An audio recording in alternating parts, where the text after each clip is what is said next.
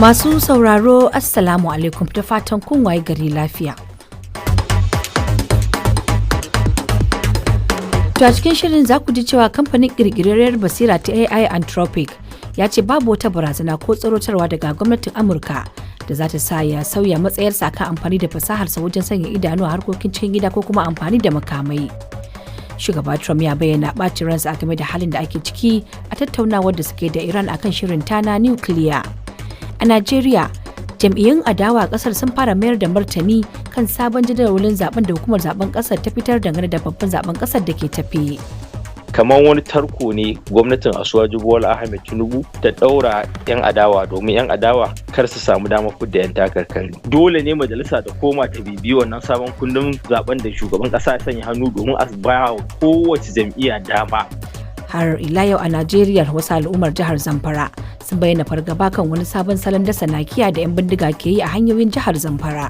Idan ana maganar nakiya a can wuraren Maiduguri su Yobe muke jin nakiya, amma sai ga nan an samu nakiya a hanyar zuwa dan Sadau daga garin Gusau, an samu nakiya a karamar hukuma ta Bukum, kuma gaskiya in ba an tashi tsaye ba to akwai damuwa.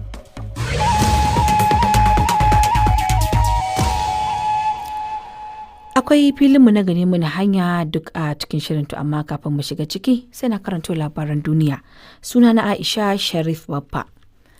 Kamfanin ƙirƙirarriyar basira ta AI na Anthropic ya ce babu wata barazana ko tsorotarwa da gwamnatin Amurka za ta yi da zai sa ya sauya matsayarsa akan amfani da fasahar sa wajen sanya idanu a harkokin cikin gida ko kuma amfani da makamai.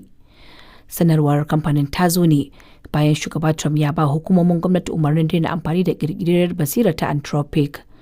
Sakataren harkokin tsaron Amurka Pete Hegseth ya ce zai ayyana kamfanin a matsayin mai hadari. Kamfanin da ke gogayya da Anthropic wato OpenAI ya ce yanzu ya kula yarjejeniya da ma'aikatar tsaron Amurka akan amfani da fasaharsa ta AI wajen yin duk abin da ɗayan kamfanin ya hana. Shugaba Trump ya bayyana ɓacin ransa a game da halin da ake ciki a tattaunawar da suke da Iran a game da shirinta na nukiliya. To amma ya ce har yanzu bai yanke hukunci ko zai kaddamar da hare-haren soji ba. President Trump said the Iranians weren't willing to give us what we have to have. Wakilin BBC ce shugaba Trump ya ce Iraniyawa ba su shirya mika musu abin da suke bukata ba, inda ya bayanin cewa za dai a ci gaba da tattaunawa. Ministan harkokin wajen Oman Badr al-Busaidi wanda ke shiga tsakani ya yi kiran da a ƙara wa'adin tattaunawar, yana mai cewa Iran ta yi mika wuya akan batunta na makamin uranium. A kodayaushe da Iran na hakikan cewa ba ta neman mallakar makamin nukiliya. Wani jirgin dakon kayan Bolivia dauke da makudan kudade ya yi hadari akan wata hanya mai cike da hada-hada a birnin El Alto. Jirgin ya daki motoci da dama a yayin da yake sauka ƙasa, inda a rahotanni suka ce akalla mutum 15 sun rasa ransu. An dai samu hatsaniya a wajen bayan da mutanen da ke zaune a birnin suka yi ta tururuwa domin zuwa su je su ɗebi kuɗi daga tarkacen jirgin. 'Yan sanda dai sun yi amfani da hayaki mai sa kwalla domin tarwatsa masu satar kuɗin, inda har aka kama wasu. An rufe babban filin jirgin saman Alto na wucin gadi.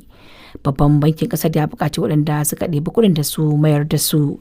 To labaran duniya na zuwa muku ne daga nan sashen Hausa na BBC. Mahukuntan Taliban a Afghanistan sun ci a shirye suke su tattauna da Pakistan bayan ruruwar rikicin kan iyakan da ya taso, inda jiragen yakin Pakistan suka kai hare-hare a birnin Kabul da kuma Kandahar. Mai magana da yawon gwamnatin Afghanistan Zabihullah Mujahid ya ce shugabannin Taliban a shirye suke tattauna domin kawo ƙarshen rikicin. A jiya Juma'a, ministan tsaron Pakistan Khawaja Asif ya ayyana yaƙi a tsakaninsu da Afghanistan. Dukkan bangarorin bidiyo sun yi ikirarin kashe gwamman sojoji. On the situation in Afghanistan, our humanitarian colleagues are Wakilin voicing BBC ce concern. halin da ake ciki a Afghanistan, kungiyoyin agaji sun fara bayyana damuwa akan illar da har-haren za su yi. Denmark ta yi gargadin cewa akwai yiwuwar Rasha za ta iya yin yunkurin katsalandan a zaben share fagen kasar da za a yi a wata mai zuwa saboda kyakkyawar alakar da suke da ita da Ukraine. Cikin wata sanarwa da hukumar leƙen asirin Denmark ta fitar, ta ce ta gano barazanar yi mata kutse ta intanet da kuma yada labaran ƙarya da Rasha ke yi mata har ma da Amurka da China. Prime Minister kasar ta yi kiran da a yi zaben farko a ranar Alhamis domin ƙara samun goyon baya bayan bita da kullun da Amurka ta yi mata saboda watsin da ta yi da shirinta na kwace yankin Greenland. To ƙarshen labaran duniyar kenan daga nan sashen Hausa na BBC.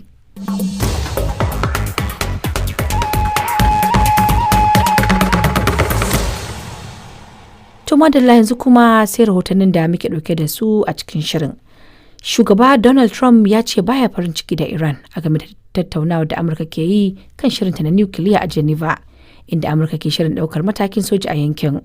Sai da kasar Oman mai shiga tsakani ta buƙaci ƙarin lokaci domin ci gaba da tattaunawar a kai ga cimma a matsaya. Ga dai fasar rahoton Tom Bettman. Shugaba Trump ya ce Iran ba ta son bashi abin da yake so, inda yake nuna fushinsa game da tsarin. Ya ce Iran ta shafi shekara 47 tana wasa da hankalin Amurka. Yana mai jaddada buƙatar ta kawo ƙarshen shirinta na nukiliya da kuma aniyarsa ta ɗaukar matakin soji idan bai samu biyan buƙata ba. Da aka tambaye shi lokacin da zai yanke shawarar ɗaukar matakin farwa Iran da hari ta sama, Mr. Trump ya ce ba zai faɗa ba. Tattaunawar da sakataren harkokin wajen Amurka Marco Rubio zai da Benjamin Netanyahu a Isra'ila kan Iran ya nuna akwai sauran kwanakin da ya rage na ci gaba da tattaunawa, amma ana tsammanin Trump zai iya kai hari a kowane lokaci. Mai shiga tsakani na Oman, ministan harkokin wajen kasar, ya tattauna da mataimakin shugaban Amurka a Washington, wanda ke nuna ɗare-ɗare da matakin ɗaukar matakin kaiwa Iran hari fiye da shugaba Trump. Ya ce an kusan cimma yarjejeniya da nufin hana Iran mallakar makamin nukiliya. A gaida Awal Ahmad Janyau da fassarar rahoton Tom Bettman. To idan muka je Najeriya, jam'iyyun adawa kasar sun fara mayar da martani kan sabon jadawalin da hukumar zaben kasar ta fitar dangane da babban zaben kasar na baɗi. Jam'iyyar adawa ta ADC ta bayyana rashin amincewarta, inda ta koka cewa an tsara sabon jadawalin ne kawai don a mayar da 'yan adawa saniyar ware a zaben da ke tafe. Faisal Kabir ɗaya ne daga cikin masu magana da yawun jam'iyyar ta ADC ga ƙarin bayanin da ya yi mini.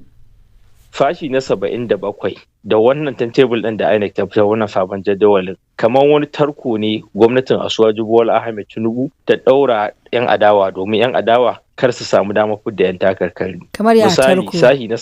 Misali sashi na 77 ya ce dukkanin jam'iyyun Najeriya ba za su samu damar tsaida ɗan takara ba har sai sun tura hukumar zaɓe sunayen membobin jam'iyyarsu wanda suka yi wa rijista ta hanyar yanar gizo.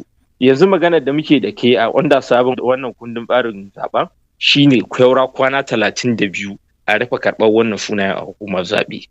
Yanzu dukkanin jam'iyyun adawar Najeriya a cikin kwana 32 kina tunanin za su iya yi wa 'yan Najeriya magoya bayan su rijista ta hanyar yanar gizo?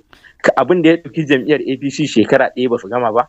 To wannan muna ganin kamar cewa wani tarko ne wanda aka ɗaɗa domin kar wannan jam'iyyar su samu damar fidda 'yan takarkaru. Misali ita APC ba ka gani ita ma abin zai shafe ta ba lallai ta kammala yi wa mambobin jam'iyyar ta rajista ba wannan. Dama sun gama sanar da APC cewa ga abin da za su yi, wanda hakan yasa APC ta fara wannan shirin tun watan Fabrairu 2025 suka rufe shi a watan Fabrairu 2026. So don haka wannan dama tsari ne da suka shirya shi domin kar su 'yan adawa samu damar shiga zaɓe. Sai bangare na biyu shine sahi na 82 na wannan sabon kundin zaben. Abin da yake nuna shine daga yanzu da ni muke magana nan da ke saura kwana 55 zuwa kwana 92 a gama fidda 'yan takarkaru tun daga na majalisar jiha zuwa shugaban ƙasa. To ki tuna fa wannan fa kundin tsarin zaben da suka sanya hannu ya ce dole hanya biyu ce ka fidda ɗan takara. Imma hanyar consensus ko kuma hanyar da ba a je a yi abin da ake kira ƙato bayan ƙato. To idan fushina da shugaban ƙasa tun da mulki suke ba wanda bai kalubalanci Tinubu, suna da gwamnoni da yawa ba inda ba su yi primary election tun da yawanci tabarci ne. To me fargaba ku? Mu da muke yin adawa idan za mu fidda ɗan takarar shugaban ƙasa yanzu sai mun yi zaɓe kamar yadda hukumar zaɓe ba ta yi zaɓen shugaban ƙasa. Ki gaya mun a iya wannan lokacin kwana 55 ya jam'iyyar adawa ba ta shirya zaɓe na capacity kamar irin na INEC domin fidda ɗan takarar shugaban ƙasa. To wannan duk muna ganin tarko ne kawai suka shirya domin kar jam'iyyun adawa su samu fidda ɗan takara. Me kuke gani ya kamata a yi? Abin da muke gani ya kamata a yi shine idan baki tuno dukkanin jagororin jam'iyyun adawa na Najeriya sun haɗu sun ce ba su yarda da wannan sabon kundin zaben da shugaban ƙasa ya sanya hannu ba. Dole ne majalisa da koma ta bibiyi wannan sabon kundin zaben da shugaban ƙasa ya sanya hannu domin a ba wa kowace jam'iyya dama. Domin haka demokuraɗiyya take ba a fifita wani sama da wani ba. Me abun tsoro? Me ya suke ƙirƙirowa wa'annan hanyoyin da dole sai sun tabbatar da cewa shugaban ƙasa Tinubu bai shiga zaɓe da kowace jam'iyya ba. Ku me tsoron ku? Ba mu da fargaba, su ne suke fargaba. Ba fargaba, me yasa kuka yi watsi da wannan sabon jadawalin shi zaben?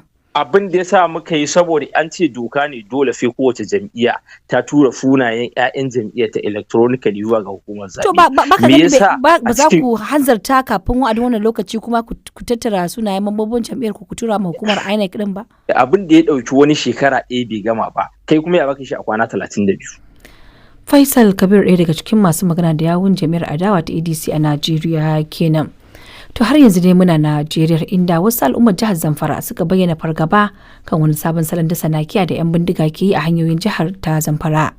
Ko a jiya Juma'a sai da aka samu tsaikon zirga-zirga akan hanyar Gusau zuwa Funtuwa sakamakon irin wannan nakiya da aka yi zargin 'yan bindiga sun binne akan hanyar. Al'amarin da jama'a ke neman sauki tun kafin ya nakasa zirga-zirga da harkokin yau da kullum. Ga Abdulsalam Ibrahim Ahmed da ƙarin bayani. Matsalar dasa nakiya da ake zargin 'yan bindiga na yi a kan hanyoyin da ke cikin lunguna a jihar Zamfara yanzu ta fara addabar manyan tituna, lamarin da ko a jiya Juma'a ma sai da aka ci karo da shi a hanyar Gusau zuwa Huntuwa 'yan kwanaki bayan tashin wata nakiya a hanyar. Wani jami'i da ke ƙauren na moda wanda ya buƙaci a sakaye sunansa yana cikin ɗimbin matafiyan da wannan matsala ta jawo tsaikon tafiya a jiyan. Na gan wani trailer an ce bom na an ka sa mai a hanya. Yanzu kuma na dawowa kuma an ka sayar da mu tun da karfe 6 har zuwa karfe 11:30 na safe kafa bude hanya saboda an sa bom a hanya. So anti-bomb squad na sojoji sun ka zo su ne sun je sun cicire bom din kafin aka bude mana hanya. Na yi farin cikin da Allah ya tsare mu ba abin da ya faru ba wani da ya samu damuwa a hanyar. Shi ma ambasada Musa Umar ɗaya daga cikin jagororin ƙungiyoyin farar hula da ke ayyukan sa kai a jihar Zamfara da sauran jihohin Najeriya. Tsaikon tafiyar ya rutsa da shi akan hanyar ta Gusau zuwa Huntuwa. An dakatar da motoci masu fitowa daga garin Gusau ba samu sun kawo cike ba. Mu kanmu da za mu isa Gusau ba mu samu isa kusan ma da wani ba. In fact idan ka san garin da ake kira Yankara to tun daga wannan garin motoci ne har zuwa Magazu, Kuceri, su wanzamai. Tafiyar nan ya fi karfin kilomita 20. Za ka ga mayan motoci da ƙananan motoci kowa na ta kai ne sannan su kansu jami'an tsaro suna kayan su a ƙarshe dai mun samu mu wuce. To ya kuke kallon wannan salo da 'yan bindiga suka bullo da shi na sanya irin wannan nakiya a manyan hanyoyi? To gaskiya abu ne kuma wanda sabo ne a gare mu musamman a nan Northwest Nigeria because idan ana maganar nakiya a can wuraren Maiduguri su Yobe North East muke jin nakiya amma sai ga nan an samu nakiya a hanyar zuwa Dan Sadau daga garin Gusau, an samu nakiya a hanyar wuraren Dan Jibga, an samu nakiya a karamar hukuma ta Bukum sai ga nan kuma wannan da an ka samu a karamar hukumar Tsafe yanzu kuma kaga wannan wani sabon salo ne wanda gaskiya in ba an tashi tsaye ba to akwai damuwa. Ambasada Musa Umar yana ganin wajibi ne a tashi tsaye haikan don yi wa tubkar wannan matsala hanci. Abu na farko shine mu tashi tsaye wajen addu'o'i domin kawo ƙarshen wannan ibtila'in da Allah ya jarabce mu da shi. Na biyu mukan mu daga al'umma musamman garuruwan da ke kusa da waɗannan hanyoyin a fara zama da su akan suna ba da bayanan da ya kamata. A ƙaro jami'an tsaro musamman waɗanda ke kula da wannan ɓangare na gano wuraren da ake sa nakiya. Gaskiya zama wajibi a ƙaro jami'an tsaro waɗanda za su dinga sintiri a wannan hanyar ko da yaushe dare da rana because wannan hanyar da ake magana hanya ne wanda ya haɗa kusan duk wanda ya hito daga jihar Katsina, jihar Jigawa, jihar Kano, jihar Kaduna idan zai zo Zamfara ko zai je Sokoto ko zai je birnin Kebbi haka ma duk wanda ya taso daga birnin Kebbi da kuma jihar Sokoto zai tasama Abuja ko Kaduna za ka ga wannan hanya ake bi. Ƙoƙarin duk da muka yi don jin ta bakin ɓangaren gwamnatin jihar Zamfara kan wannan batu ya ci tura sakamakon kasa samun masu magana da yawun gwamnatin ta waya. Abdulsalam Ibrahim Ahmed, sashen Hausa na BBC daga Abujan, Najeriya. To yanzu a Abujan da ke Najeriya karfe 7 ne saura minti 16 haka lokacin yake a makwabciyar Najeriya wato jamhuriyar Nijar. Shi da sauran minti 16 kenan agogon GMT da Ghana. Aisha Sharif babba ke gabatar muku da shirin safe daga nan sashen Hausa na BBC. A cikin shirin kun ji cewar wani jirgin dakon kayan Bolivia dauke da makudan kudade ya yi hadari akan wata hanya mai cike da hada-hada a birnin El Alto.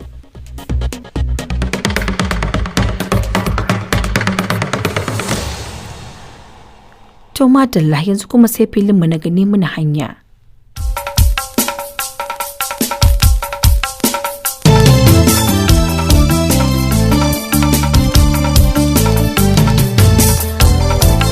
A makon nan ne wasu 'yan majalisar wakilan Najeriya suka yi kira ga malaman addinin musulunci a faɗin ƙasa kan su dukufa da yin addu'o'in alkunud cikin wannan wata mai alfarma na Ramadan da neman shugabanci na gari da maganin matsalolin da Najeriya ke fama da su. 'Yan majalisar ƙarƙashin wata ƙungiya 'yan majalisar masu da'awar kishin ƙasa sun ce ganin halin da Najeriya ke ciki ya wajabta wa shugabanni mayar da hankali wajen aiwatar da managartan manufofi a daidai lokacin da matsalolin tsaro da talauci da rashin aikin yi ke cigaba da addabar al'umma. Yau a cikin filin na gani mana hanya abokin aiki na Khalifa Shehu Dokaji ya zanta da Honorable Aliyu Aminu Garu, ɗaya daga cikin 'yan majalisar masu da'awar kishin ƙasa game da kiran nasu na a koma ga Allah. To bisa lakarin da ƙasar Najeriya take ciki, duk wani ɗan ƙasa mai kishi, mai son ci gaban Najeriya, mai son ɗorewar Najeriya, mai son ganin cewa Najeriya ta ginu, to dole hankalinsa ya tashi a irin halayen da ake ciki a yanzu. Ga misali, ana fama da matsalan tsaro a wannan ƙasa ta Najeriya. Ana fama da matsala ta jahilci, ta talauci, ta rashin ilimi, wanda a halin da ake ciki a yanzu, to mai hankali dole ya ce a mai da al'amuran nan ga Allah a yi addu'a, kuma ana neman shugabanci mai nagarta. Amma wani zai mamakin cewa me yasa sai yanzu kuka farga bayan da zaɓe ya karatu.